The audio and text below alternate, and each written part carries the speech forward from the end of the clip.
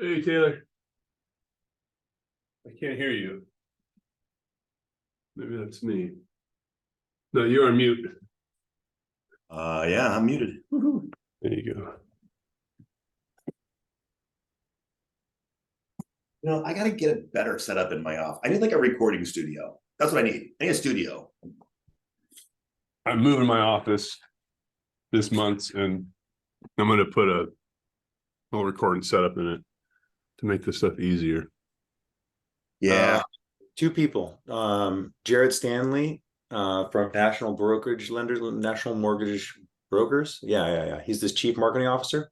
Amazing setup. He'll teach you how to do it. Or Jeff Zimfer from Mortgage Marketing Radio. He also has an amazing setup and will teach you how to do it. That's what I need. I need like a setup. Like I could just get up, leave my desk, go sit down, and it's like nice. Yeah. Doesn't have to be perfect. Just like better than Go. So Josh, we're all set. The poll I confirmed with Michael Hammond is set. I'll drive the deck. I think slide 9. Just tell me if you're going to add something or whether I never got this slide 9. I'm going to kill it. It's all good. I'm going to kill it, and I'm going to add in place the new slide 9 I just put in there. Okay. Am I running the poll? Yeah, you're host, so you're going to have to run the poll. Okay, so you have to tell me when. Oh yeah, no problem. That's slide 5. I'll tee it up. Rich, will you circulate the final version of the deck? I like to have it up on my other screen. You need PDF, or are you cool with Whatever. All right, let me do this. Hosts and panelists. Here we go. Boom. That's for a black t-shirt, so I'm glad I didn't do that. Yeah, well, you would have been cool with this. Everybody loves my coffee mug. I do like your coffee mug. I just put the link to the deck in the chat. That's fine. In the Zoom chat. You just send me an email, Rich, because last time I tried to link to the deck, security settings, Google. I'll do it right now. Just push it as an attachment. No problem. I had to put a beach towel up over my window because this time of day, the sun is exactly in the spot where it shoots right through and nails me on the side of the head. So then I end up with you can see half of my face, and then half of my face is dark on camera. Yep, I'm going through the same thing. All right, Taylor, I just sent it. Cool, thanks.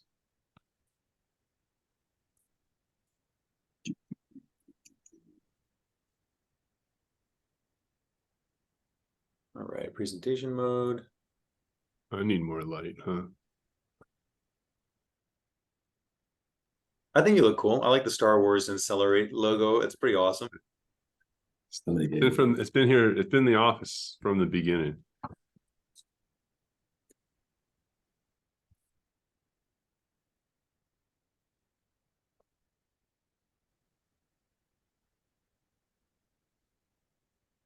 Rich, try not to let me say anything stupid. Wouldn't be the first time. It's all good. Hey, no matter what the turnout, let's just have a good conversation, because I'm going to promote the hell out of the content on social. So just give it your best and kill it. What do you think? Should I start with the deck shared so people know they've come to the right place on the title slide? Yeah. Yeah, I'll do that. Boom.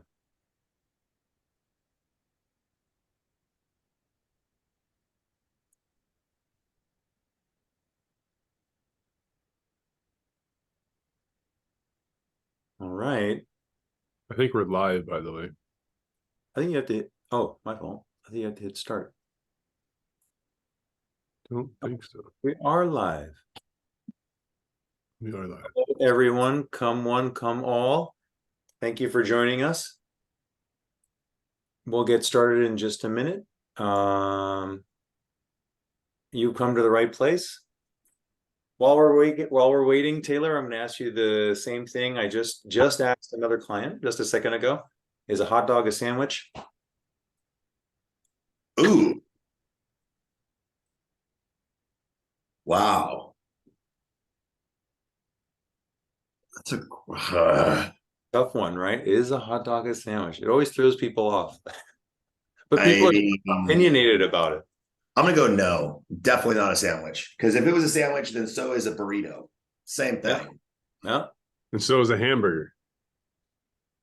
Yeah. And anybody that calls a hamburger a beef sandwich, that's like un-American. Very un-American. Delicious beef sandwich. Cool. Where's everybody joining us from? Anybody want? And feel free to drop it into the in the chat. Oh, it looks like this chat's disabled right now, but that's okay. All right. I think we get The better question is, at what age is it inappropriate to put ketchup on a hot dog? This is an ongoing, this is like an internet meme online debate. At what age do you stop? Is it inappropriate? And then mustard is only acceptable? Yeah. I say no age. I say you eat it however you like it. That's my opinion. I think that's Chicago rules, from what I understand. Maybe. All right. Online and argue. Well, everybody, look, thank you so much for coming. We're going to get started in 30 seconds. Just give it a little bit longer. Last couple seconds for folks to join. All right, let's go. Everybody, thanks for coming. You've come to the right place. We are talking about how lenders can save up to 80% on cost through automation and optimization. We'll be discussing efficiency best practices today. We'll also be talking about how those can improve the customer journey. We've got some terrific content. Let's start by introducing our panelists, our esteemed panelists. I should start with Taylor Stork. He is Chief Operating Officer at Developers Mortgage Company. He is also a very successful loan officer. So Taylor, hi, thanks for coming. I would not categorize myself as a very successful loan officer, but I appreciate being here. Thank you. Well, let's put it this way. I was never a loan officer. And so any type of loan officer is more successful than I am. And I have a lot of respect for loan officers. So thank you very much. I'll next introduce Josh Friend. He is CEO of Insellerate. He also has in a past life was a loan officer as well. So we have fantastic perspectives joining us, you know, with Taylor being an owner and a chief operating officer at a mortgage company, and Josh being a CEO of a fintech company and also being a loan officer before. Josh, thanks for joining us. Feel free to add anything you like. No, Richard, great. Thanks. And I also had about 15 years running a mortgage company as well. So not just a loan officer. I you know, got a little bit of experience all the way around there at the mortgage industry. So Josh, you're not just the president, you're a member too. Is that right? Clearly. Next, we have Kirill Klokov. He is CEO and founder of Truv. Kirill, I'm gonna do it for you. You've got a ton of experience building products and at very highly successful tech companies. Before he started Truv, he was head of product at Carta. If any startup or even bigger company has a cap table, meaning ownership shares, well, they probably use Carta or at some point used Carta, and Kirill built that product. And so that is a super successful company. Thank you for joining us, Kirill. Thanks, guys. Good to be here. And then finally, me, little old me. I'm VP of Marketing at Truv. I'll just be moderating today. So let's jump into it. We have some fantastic content, and I want to make sure we get to it. So first things first, let's set the table. We're going to talk a little bit about the industry and where we're at. I think everybody should be fit in the audience. If you're remotely in the mortgage space, you should be fairly familiar with what you're looking at. You can see the MBA's forecast here for 2024 and a little bit beyond. I think the takeaways here are that, you know, MBA forecasted that by the end of 2024, rates are going to come down to 6.1%, but it's still going to be a pretty hard mortgage winter that we're heading into right now until I would say at least halfway through next year. And in 2025, they think that rates will hit about 5.5%. Definitely what every lender wants to hear, not exactly what they might believe at this point, because you know they're facing tough times right now, as Taylor will acknowledge. So I think another point to acknowledge also is that in Q1, you know, the average IMB lost $1,972 per loan, and in Q2 it was $534. And I just read today the Q3 2023 results came out from MBA. I don't have it on the slide, but it's essentially $1,000 underwater. Not great news for Q3. And so I'm just going to take a pause here and say, Josh, do you have any commentary on this? Taylor, do you have any commentary on this? I'd really like to hear, Taylor, you break down the cost that lenders are facing right now. Yeah, right now I'm just trying to catch my breath after processing those figures. I mean, look, you have to appreciate the profound nature of our business where we're losing money per deal, right? Now, look, some of these numbers, you do have to also realize how these numbers are construed and arrived at, right? So an average number means 50% of us are doing better.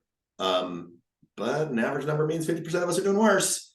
So remember, it's an average. Number one, remember that there are a lot of factors going into it.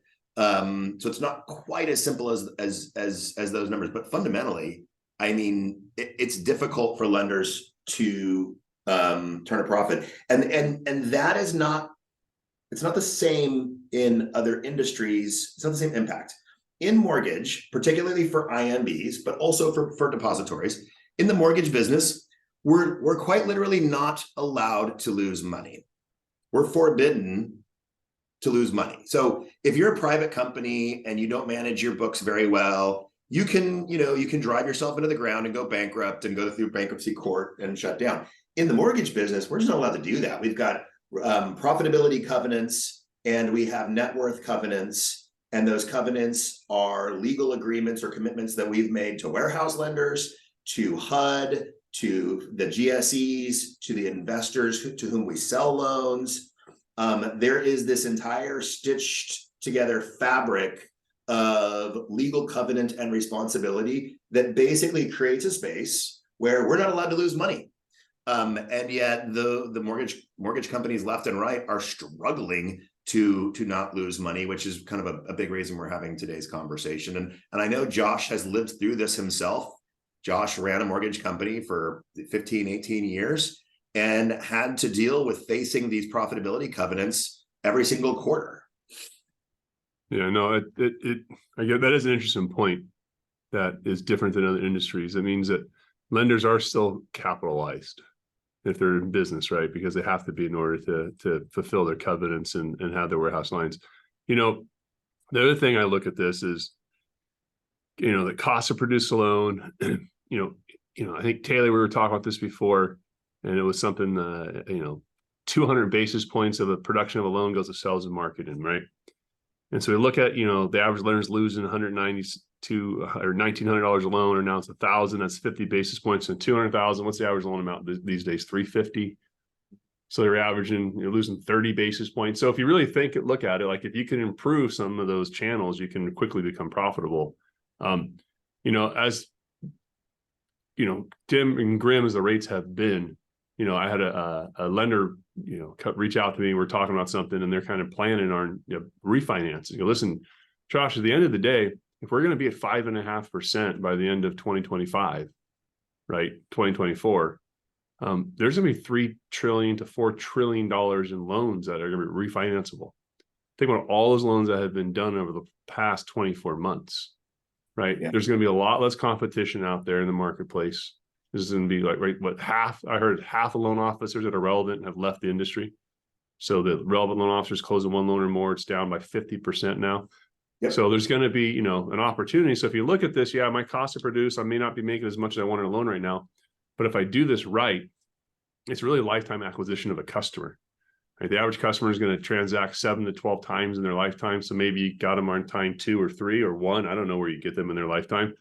But if you do this right, and if rates are going to be dropping, you may have 2 or 3 transactions off this customer over the next 2 or 3 years, and other customers that you have right now. So that's, I think, how lenders that are in this business, like Taylor, you guys are long in the mortgage space. You're not in this right now to, make a bunch of money today. You're in this because you realize that this is a long-term industry that you can make great money at. It's a good industry. And so you're long. So if you're long in the industry, you have to think about how do you get loan 2 and 3 and 4 out of your customer right now.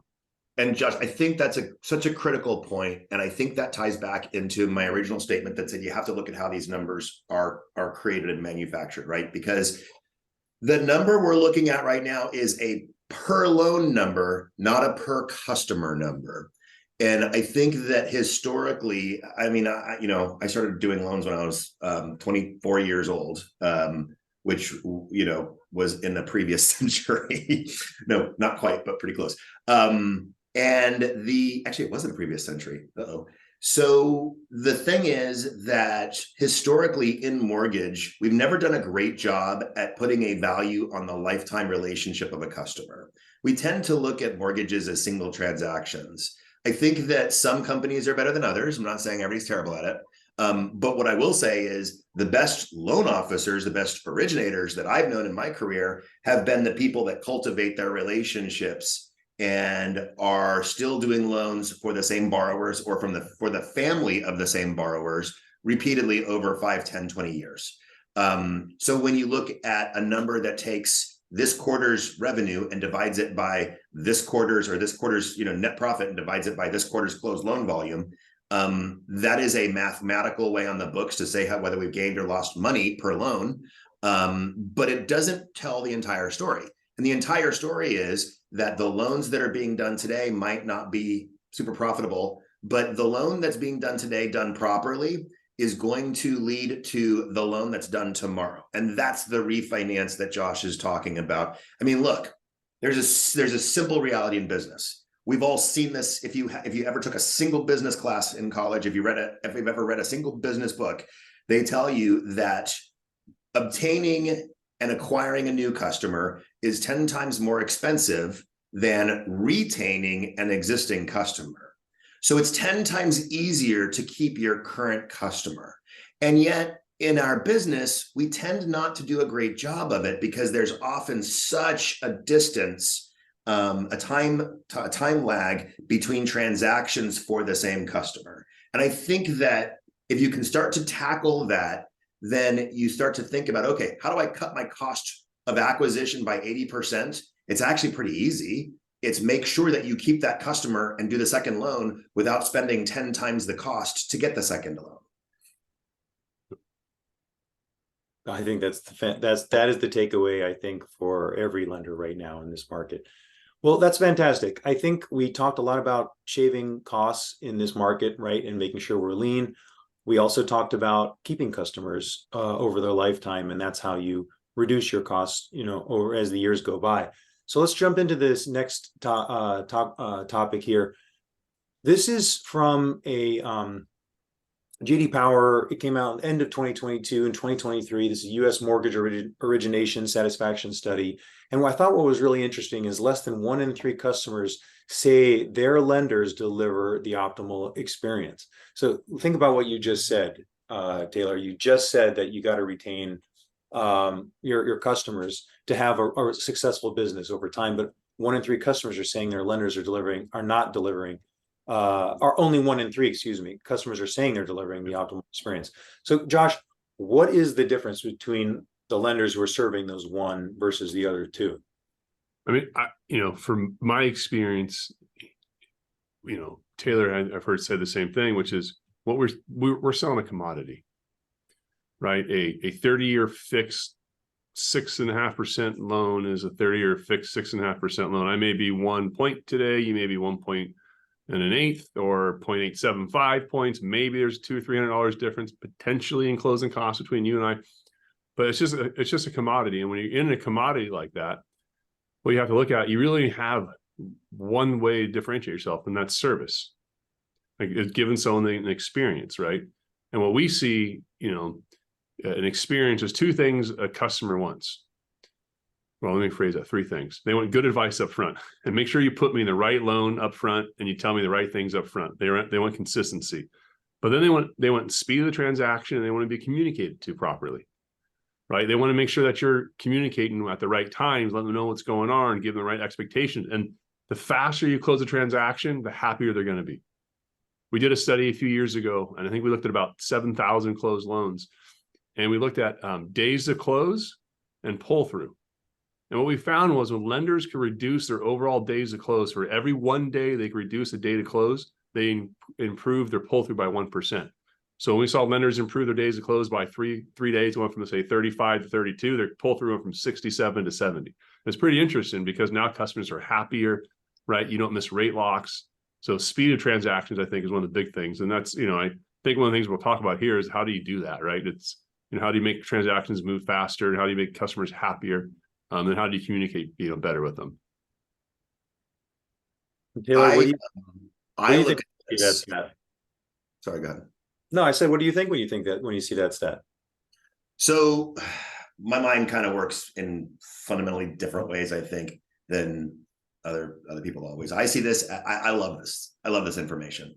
And the reason I love this information is because what this tells me, we work in a highly competitive environment. This tells me 2 out of 3 customers need a great loan officer to find them, right? 2/3, 60% of the people that have done loans in the last 10, 20 years would rather work with somebody new than who they've worked with in the past. That disappoints me for the people they worked with, but that's a huge opportunity for those of us that are aiming to compete in this business and bring in new customers. It means that the playing field has been leveled. And Josh made a comment earlier that I think matters. We know that 100,000 loan officers have already exited the business prior to right this second. We know that mortgage companies have exited. We know that the largest bank that participated in the mortgage business exited the business fundamentally. We know that there continues to be further consolidation. And we know that right now for licensed loan officers, it is renewal season. And we know that left and right loan officers are deciding not to bother taking this class or that class or pay for this renewal because, it's not worth it for them. So the field of competitors is shrinking, and it's shrinking rapidly. And that's great news for those of us that are left, right? And when you look at that shrinking field of competitors and you look at this J.D. Power result, that tells me that for those of us that are going to be here competing in January of 2024 and January of 2025 and January of 2026, that there is tremendous opportunity to go out and differentiate yourself from whoever screwed up the transaction last time. Yeah. So, one of the things that Josh said early on, and I think you did too, Taylor, and I'm going to ask this question to Kirill, is that it's really important that you get accurate information early on in the process, because that reduces the days to close. And so I think my question would be to Kirill, in what you're seeing from talking to different clients, how important is that to them? I haven't seen this data for mortgage, but I can tell you for consumer loans, there's a lot of research that whoever gives what's considered reasonable interest rate on a loan, just the first company that gives reasonable interest rate wins the deal. So as long as you can as long as you can give something upfront and collect all the information and not change the gears later on this borrower, you're going to win the deal. And that's, I'm sure it applies to all lending. So probably in mortgage, it's roughly the same. Collecting the information upfront, enough information that also will hopefully get you reps and warrants later, is very important. That's how you win deals, not by making 5 phone calls and asking for information over a period of a week. And that was my experience when I was getting a mortgage just a couple of years ago. I got inundated by phone calls, just we forgot something, and then this information is not good. While some of our customers, what they see with our tech that we provide to them, they can collect all the information up front and run 30% of the cases. And when you do that, then your interaction becomes you give me the data, I give you the rate, now we're in business. And then later on, you have to obviously do well on this key moments and keep 6 touch points. But getting the information up front will win you more deals than anybody can think. Excellent. So this is interesting. This next section we're going to jump into is a poll. So we just talked about the customer experience. And one of the things that lenders are trying to do are trying to increase efficiency, lower costs. Automation has been the savior, right? As everybody's been talking about the savior. There's really three main use cases that automation has been applied to, and that's document processing, underwriting, and closing. And from where this poll is coming from is I heard from a lender basically say that even though we've been able to automate a lot of these processes, it actually hasn't reduced FTEs that much. In fact, it actually has maybe created opportunity for another FTE to go and manage the automation, and someone still has to put eyes on it. So while people are answering this question, so I see in the poll, by the way, it's a yes or no question. So choice one can be yes, and choice two can be no.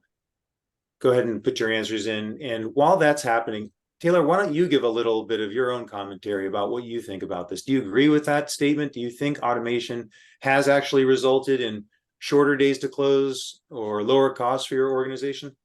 Yeah, this is such a weird answer and such a difficult question to answer because we keep on moving the goalpost backwards on everybody.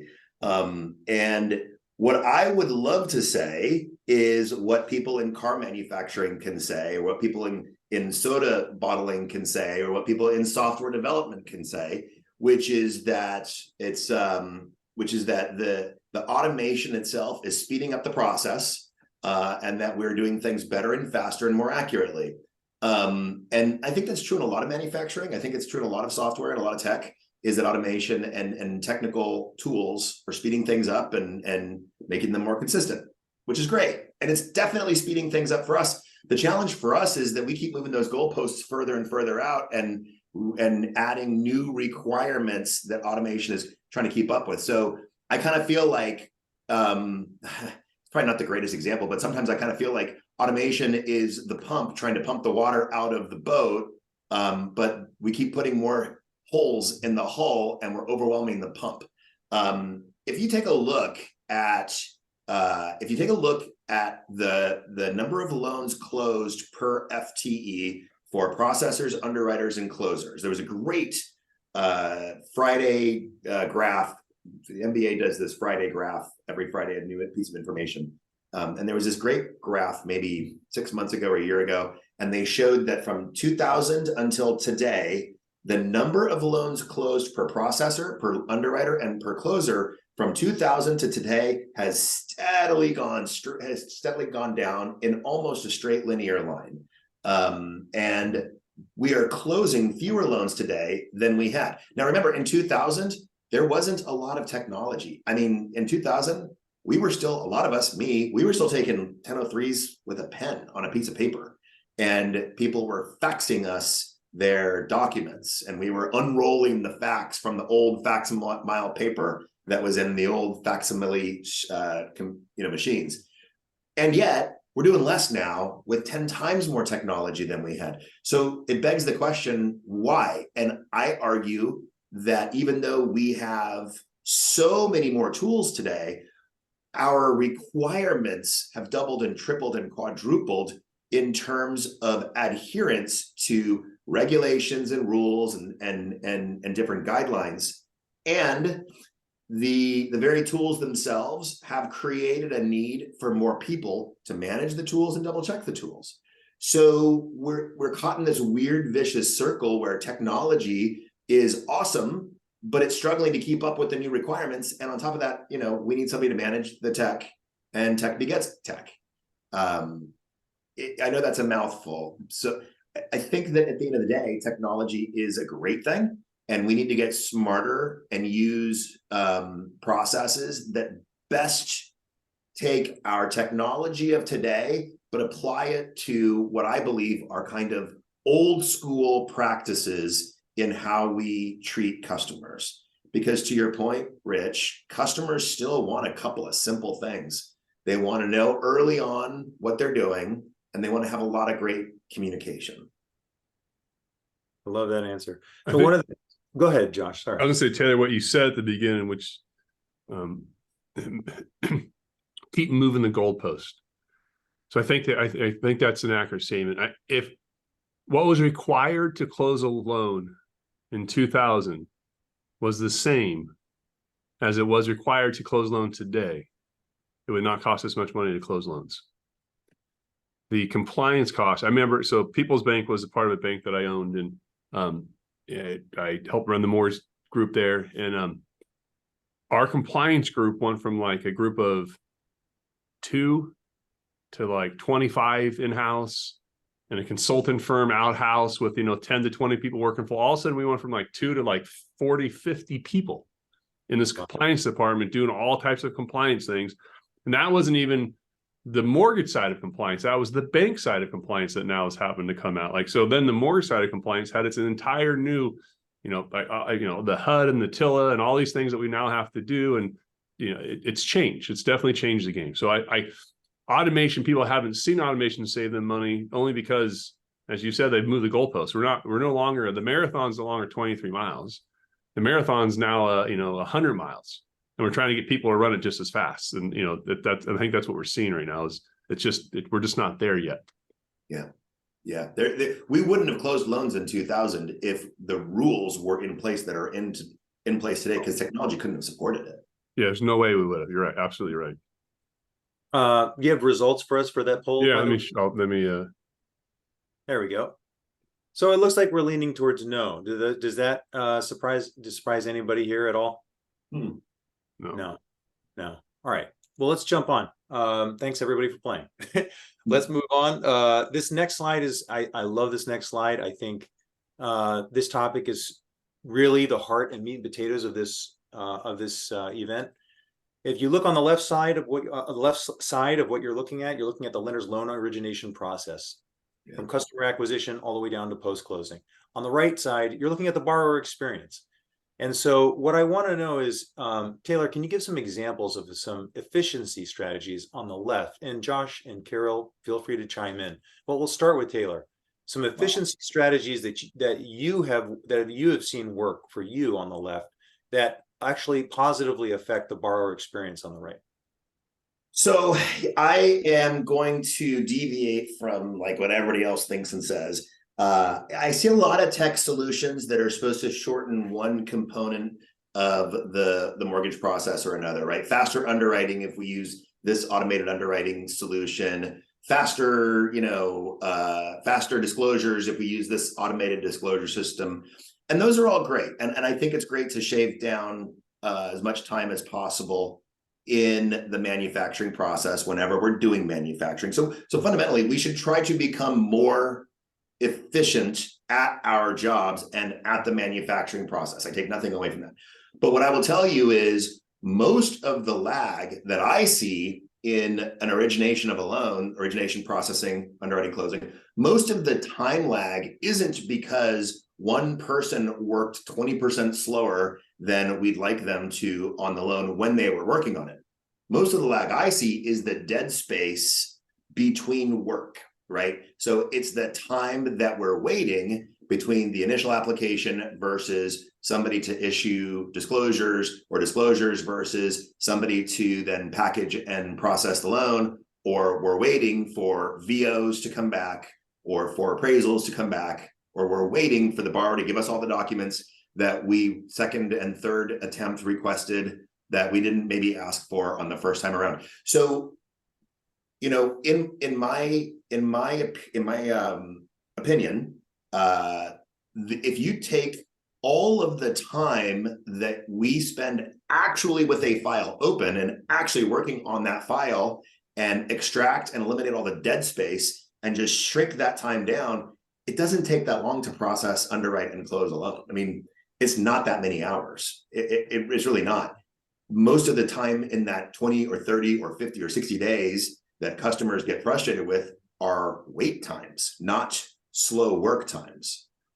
And Josh, you told a story about how you used to originate loans when you were actively originating that I think was profound and feeds right into what I'm about to say. So I'm going to ask you if you could repeat that story and how you originated as a... Well, I was sharing it like to the point of how do you improve the customer experience and reduce close times. When I was a loan officer, 1999, I was averaging 40 loans a month in a call center, which was the average loan officer was doing 13. So I was doing many more loans than the average loan officer. processing times took 60 to 80 days. We'd have people who would fund loans with the HUDs would be wrong. It was just, back then it was very busy, very chaotic. And what I figured out up front was, hey, instead of turning a loan file in that's like 80% complete and waiting for the processor to tell me I need this and this, and then give them that, then wait until the underwriter tell me I need that, and then I'm at 50. Then to your point, Taylor, the time to work on the file, it really isn't. It's like 10 hours maybe tops. It's like not, it's not, yeah, you can get right through it. So I decided I'm just going to be upfront. I'm not going to turn that loan into process until I have all the W-2s, every single one of them, all the pay stubs, all the bank statements with all the pages, everything all verified and everything accurate. I'm going to make sure that I calculate the income correctly. I'm going to make sure if they say they make $75,000 a year, if they really make $74,352.10, that's what goes in the system. Everything is accurate. So that way when it goes in, to your point, if I'm a processor and everything's there and done, that's 30 minutes. That goes to the next person. The underwriter looks at it. They're a couple hours, they're done. And then, I close loans quickly, faster than other people, just because it was, the better the information going in, then I didn't have to get new disclosures signed. I mean, think about how many times you have to go to borrow and say, oh man, I didn't realize you had a middle initial. I need to get you to sign this disclosure because I need to get your IRS 4506T. So now sign this again. You got to wait another, certain amount of days for that to come back. And guess what? It's Veterans Day. And so they're closed.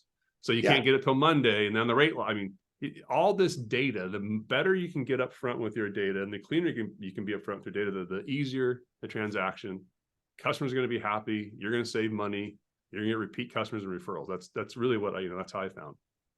And that's why I wanted you to tell a story, because you and I are totally in agreement on this. In my experience, and trust me, I've looked at a lot of loans. I've managed a lot of loan officers. I've had lots of pipelines. I've done lots of different things in the space. And in my experience, the happiest, most efficient process is when we get all the information up front that we can possibly get, instead of kind of doing drips and drabs. And most of the challenge that I run into, or that I see people run into, is when they kind of piecemeal the information and the processor or the underwriter is chasing the next piece of paper or the next answer to a question. If you could get everything up front on day 1, day 2, day 3, and when I say everything, I know that not everything's possible, but certainly 70 or 80% is probably pretty possible. If you could get the vast majority of questions and documents that you're going to need up front, you skip right past, you eliminate a lot of the waiting periods. You're eliminating a lot of the times spent waiting for somebody to update. And that's where I think that you can create the most efficiency. And here's the great news. That is something that is highly, highly, highly under the direct control of the actual loan officer in the process, right? That's where, as a loan officer, we all feel like we have no control over what's going on, right? Because we got to work with a processor and an underwriter and a closer, and somebody else controls our livelihoods and our paychecks.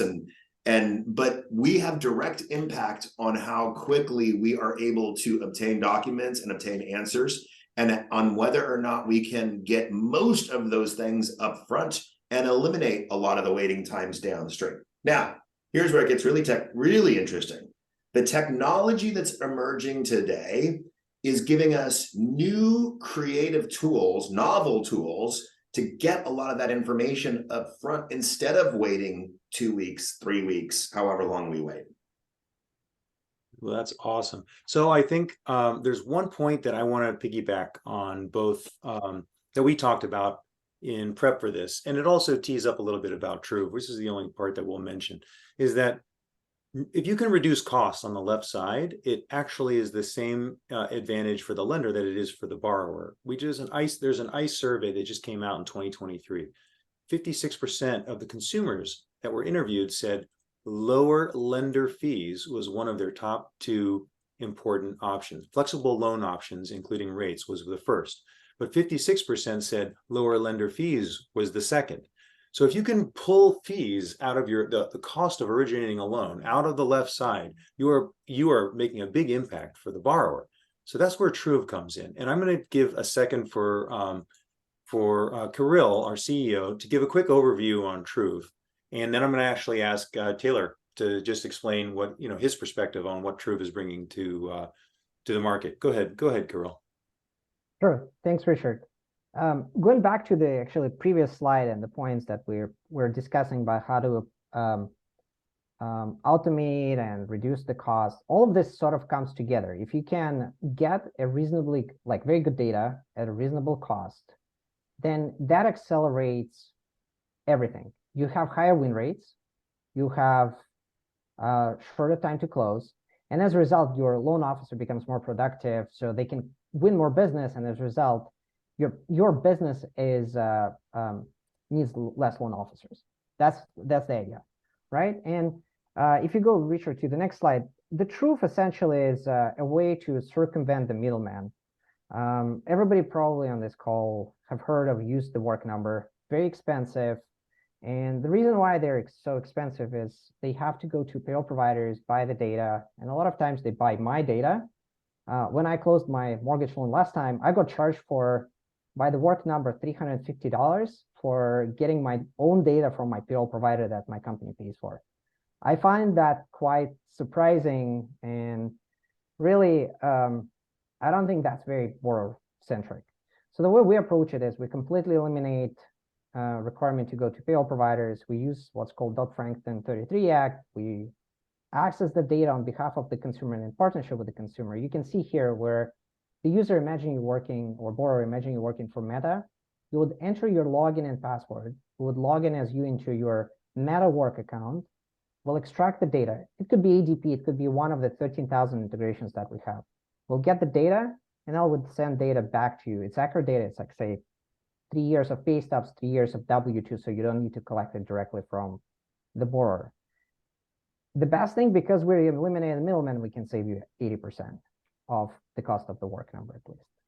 And that, if you want to still want to use the work number, you can use Truv before or after. Overall, you will increase the automation and you will reduce the time to close overall because you'll be able to collect more data up front. Richard, I don't want to make this too promotional, so I'm going to stop. Let's keep moving.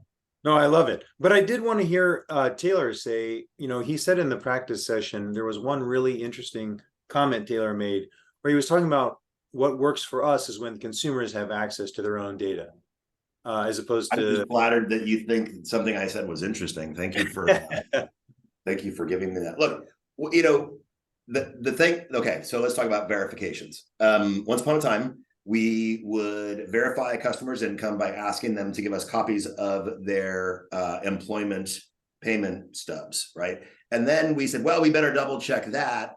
And we kind of don't really like the idea that the document is passing through the consumer's hands to us, because that opens up an opportunity for malfeasance to take place along the way. And we don't want opportunities for malfeasance. So let's do a verification. Let's verify it. How do we verify it? Okay, let's get this piece of paper, send it over to the HR department. And, nobody's allowed to touch the piece of paper except for the HR department and the processor. It's not supposed to go through the loan officer's hands. It's not supposed to go through the customer's hands. It's not supposed to go through the realtor's hands. And that way it's kind of a clean piece of paper, right? So we send over a piece of paper and we send it over by fax and they fill it out and there's smudges and they tell us what the numbers are supposed to be. And then we line up that piece of paper and we look at the pay stubs and the W-2s and we say, yeah, those things look like they're the same. So we're good to go. We're good to close a loan. And then that became unwieldy. And at some point we said there was a company that said, hey, we can make this process even better. We can automate it for you and we'll do it electronically and we'll go get the stuff for you. And that way you're not having to go through human hands. And that was terrific because, it created an efficiency and it automated some stuff. And so we love that. And more payroll providers and employers also liked it because it meant that they didn't have their HR administrative staff fielding phone calls and faxes and emails and all those things. Pretty soon, that process itself started to become more complicated.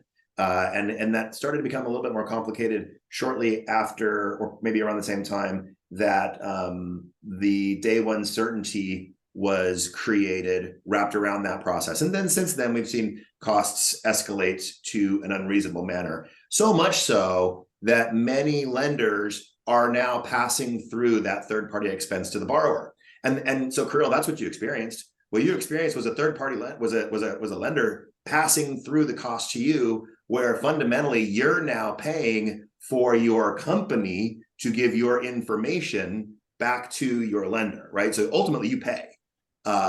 What we try to do wherever we can is we try to do things the old-fashioned way because it saves money for our customers, right? So our processor will literally call the HR department and say, hey, you know, we really need you to do a VOE for us. Please fill this out and send it back. And wherever we can do that, although we don't have reps and warrants on it, wherever we can do that, it's a cost savings. It takes us extra time and it takes extra effort, but it is absolutely a cost savings for the borrower. I think that where the customer's information is under their own control, there are challenges. But if you can create a scenario where they control access to the information, but they don't control the information itself, I think that's kind of the best of both worlds, right? Because now the customer gives me permission to get all their information. They acknowledge it, but they're not the one handing me the information. So we don't have to worry about malfeasance in the process. And through that, you know, we can get a lot of that information up front, and we can do exactly what Josh described. We can get that information on day 1, day 2, day 3, and we can do loans the old-fashioned way, which is put together a complete deal and close it fast instead of going back and forth 15 different times. And I'll brag to you a little bit. We routinely close loans in days instead of weeks, or weeks instead of months. And we have I've personally on more than one occasion had a loan underwritten, approved, cleared to close before we can even legally close it due to the TRID timeframes, because we got to wait around for everything to meet the TRID timing requirements, even though we're ready to go in less than a week. We do it on a regular basis, or at least we have done it many times, but that works best and can only happen when you have extraordinarily robust and complete information on day 1 and day 2, not, you know, trying to catch up on it on day 30. Well, I'm going to say that tees us up perfectly into our next question, which is, what are some great examples to cut time out of the loan origination process? I'm going to give this to Josh first, because Josh, you've got a really good points to make on over communication. Your experience in Insellerate is a fantastic vehicle for communication to the borrower. And why don't you just piggyback a little bit on what Taylor was saying in terms of getting all the information up front and communicating effectively with the borrower to make sure you can do what Taylor just described, being able to close within a matter of days. Yeah, I think, I mean, that, you know, one is a couple ways to do this. One is just train your people the importance of getting the complete application up front, right? You think, you know, I manage a lot of loan officers, and I would explain to them, listen, I know you think you're saving some time by not getting all this information right now, but at the end of the day, you're going to have to have this conversation with the customer and get all this information. So you're not ever going to be able to get away from doing the work. So you might as well just do it now and save yourself a lot of headaches, right? So just up front, take a good application. Then it's communication.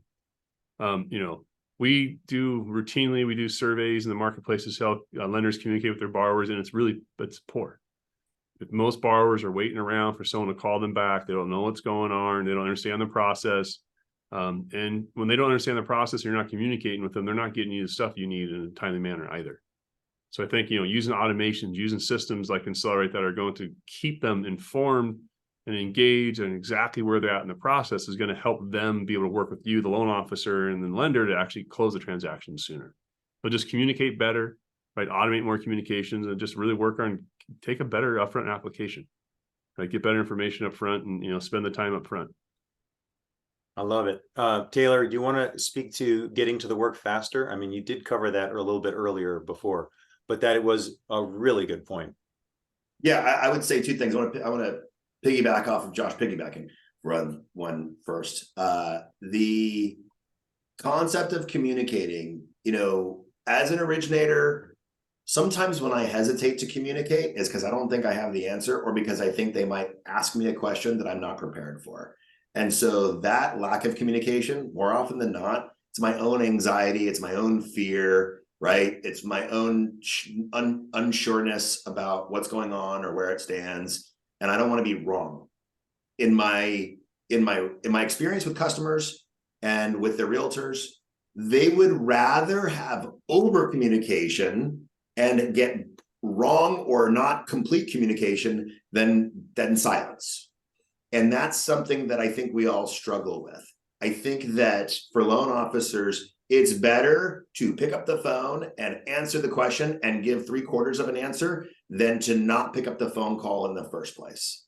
And it's better to have a system that reaches out and says, hey, we're still here, we're working on your loan. Even if the loan isn't approved yet and you don't have the final perfect answer for them, give them a partial answer. Just communicate.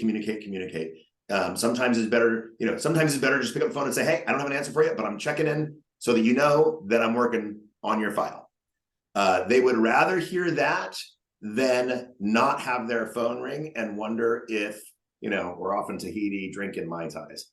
So I agree with Josh, and systems are so important. You have to have systems because, communicating with your customers is easy to do by default when you have one customer or two customers.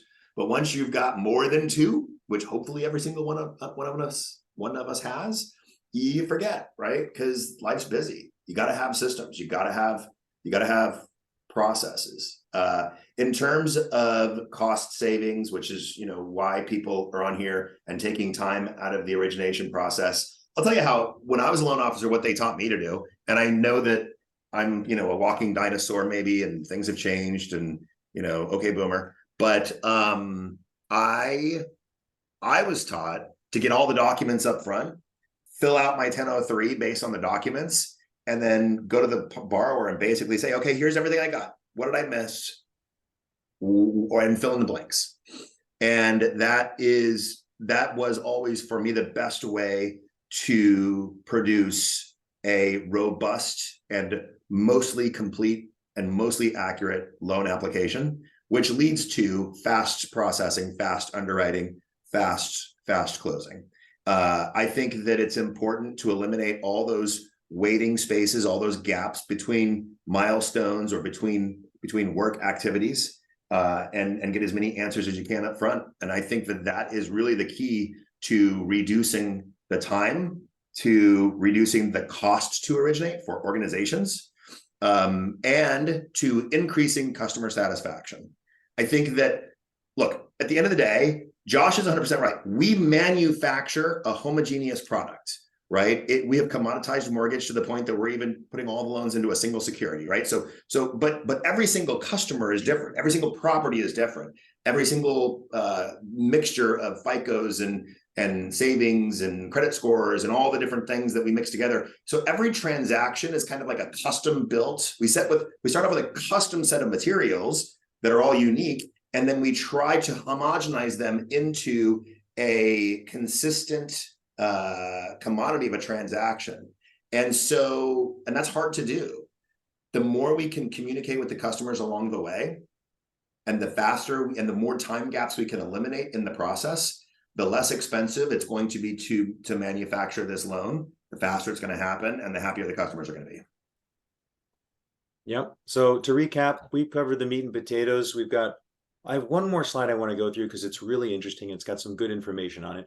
But to recap, most of the takeaways have been great communication with the customer, with the borrower. Make sure you capture as much information as you can up front. Eliminating as much time and cost out of the process as you can for both the lender and the borrower is mutually beneficial.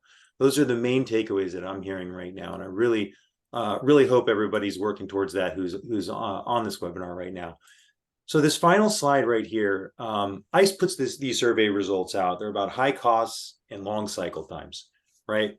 Look at some of these stats: $7,000 to $9,000 cost per loan, right? You just saw from the MBA, they were publishing that in Q3, the average IMB was $1,000 or a little bit over $1,000 underwater per loan, right? This is getting worse, right? These costs are going up by like 2.5%, roughly year over year.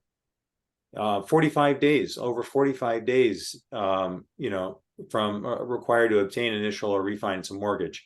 and then 4 to 5 touches per underwriter. Taylor, when you see these, how do you interpret this? I see a tremendous opportunity for us to make this business better. That's what I see. I see a tremendous opportunity for technology to support processes, for individuals to do a better job up front, for competitors to outperform their competition.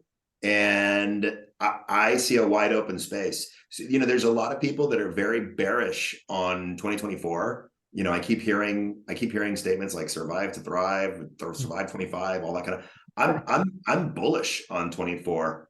What I see when you talk about these numbers is tremendous opportunity for us to improve the process and go win deals. I love that. Josh, you want to give any parting thoughts based on the preamble that I just gave and what Taylor just said? Well, I mean, I like his thought of not just survive but thrive. I mean, I think that's because if other people aren't doing this well, and that's what we've seen, and people are exiting the market, if you can, those people who are really people ask me, I've been in this industry for 25 years, right? And people are, said, isn't that a tough industry to be in for 25 years? I said, yeah, for a lot of people, but not for the ones that are professionals at it.